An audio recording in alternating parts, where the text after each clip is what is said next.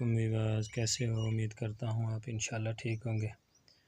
آج ہم نے جو یہ کام شروع کیا ہے تو یہ اپنا اندر کا کام ہے، اور ہم نے جو چوکٹیں وغیرہ لگائی ہیں تو چوکٹیں لگانے کا صحیح طریقہ آج میں آپ کو بتاؤں گا۔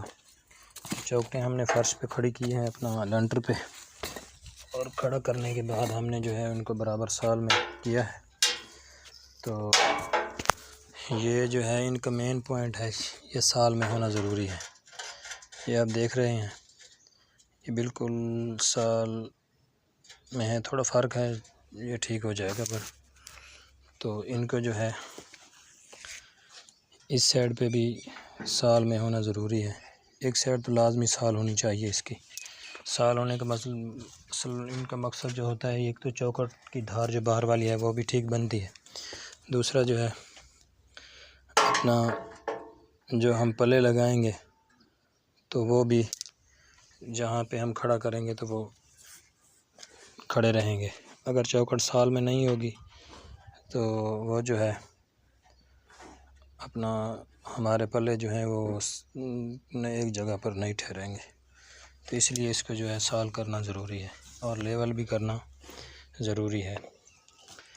تو یہ آج کا ہمارے کام کا جو ہے مین مقصد اور مین پوائنٹ ہے۔ تو انشاءاللہ آپ جب بھی یہ کام کریں تو ان چیزوں کا خیال ضرور رکھا کریں۔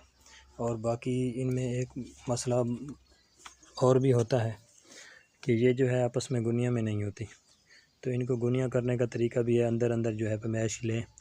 اگر 4 فٹ کی چوکٹ ہے تو اس کی اپنا پیمائش لے لیں، اندر بھی اور باہر بھی۔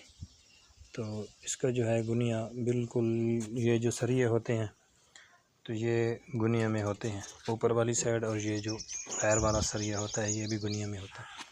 تو ان کو گنیا کرنے کی طریقہ ہے کہ اس کو کراس کر لیں۔ اگر کراس ٹھیک نہیں ہو رہا تو ایک سائڈ پہ جو ہے، جو سائڈ فال اضافی ہو رہی ہے تو اس میں جو ہے اپنا ایک سائڈ کسی چیز پہ مار دیں ٹھوکر، تو وہ بالکل گنیا میں آ جائے گی۔ جب گنیا میں آئیں گی تو خود بخود سال میں بھی آ جائیں گی۔ تو یہ پوائنٹ ضروری تھے، تو آج میں نے سوچا کہ آپ دوستوں سے بھی شیئر کر لوں۔